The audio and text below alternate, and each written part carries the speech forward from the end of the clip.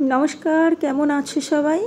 রান্নার সাথে কিছু কথা কিছু গানে তোমাদের সকলকে স্বাগত জানিয়ে আজকে আবারও আরেকটি রান্নার ভিডিও নিয়ে হাজির হয়ে গেছি।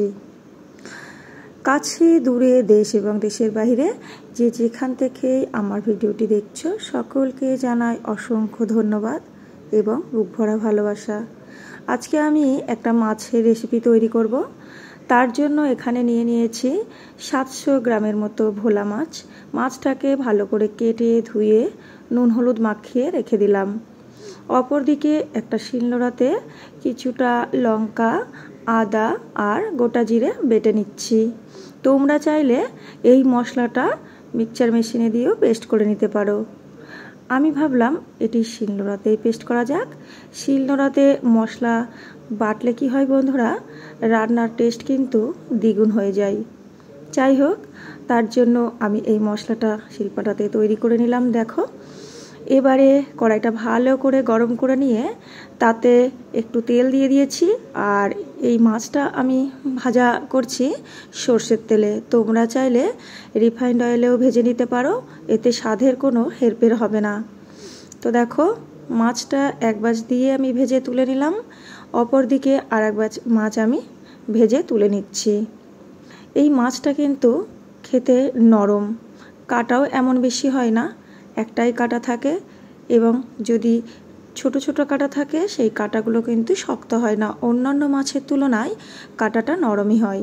এবারে দেখো, ওই তেলের মধ্যে আরেকটু তেল দিয়ে এবার দিয়ে দিচ্ছি কিছুটা ফোড়নে ব্যবহার করলাম গোটা জিরে, শুকনো লঙ্কা, তেজপাতা, রাঁধুনি, কালো জিরে আর গোটা গরম মশলা। ভালো করে ফোড়নটাকে ভেজে নিয়ে দিয়ে দিচ্ছি কেটে রাখা আলু এবং বেগুন। আলু বেগুনটাকে ভালো করে ভেজে নিয়ে এবারে ওর মধ্যে বেটে রাখা মশলাটা দিয়ে দিলাম। দিয়ে দিচ্ছি একটা মাঝারি সাইজের টমেটো বাটা, দিলাম একটু হলুদ, স্বাদ অনুসারে নুন, আর দিয়ে দিচ্ছি রঙের জন্য কাশ্মীরি লাল লঙ্কার গুঁড়ো, দিয়ে দিচ্ছি সামান্য একটু চিনি, আর দিয়ে দিচ্ছি মাছের মধ্যে যে তেলটা ছিল সেটি, আর একটু জল দিয়ে ভালো করে মশলাটাকে আমি কষিয়ে নেব।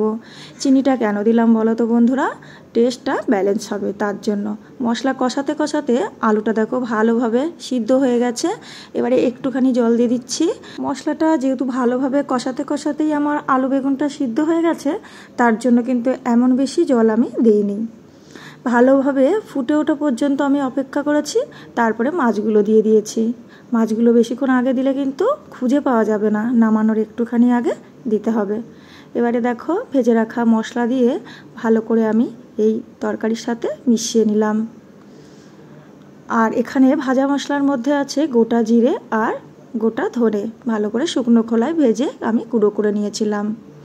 এবারে দেখো, নুনটা দেখে আবার একটু নুন দিয়ে দিলাম, দিয়ে গ্যাসটাকে অফ করে 5 মিনিটের জন্য আমি স্ট্যান্ডিং টাইমে রেখে দিয়েছিলাম। 5 মিনিট পর আমি ঢাকনাটা খুলে তোমাদেরকে দেখাচ্ছি কত সুন্দর কালার এসছে, দেখেছো বন্ধুরা? তো বন্ধুরা, এই কিন্তু ছিল আজকের আমার রান্নার মূল উপকরণ। রান্নাটি যদি তোমাদের কাছে ভালো লেগে থাকে, চাইলে চ্যানেলটিকে সাবস্ক্রাইব করে দিয়ে আমার পাশে থেকো, কেমন? আর তোমাদের বন্ধু বান্ধবের মধ্যে কিন্তু শেয়ার করতে একদম ভুলো না। তো বন্ধুরা, চলো আজকের মতো যাওয়া যাক। আমি আবারও হাজির হয়ে যাব নতুন একটা রান্নার সাথে। ততক্ষণে তোমরা সবাই ভালো থেকো, সুস্থ থেকো।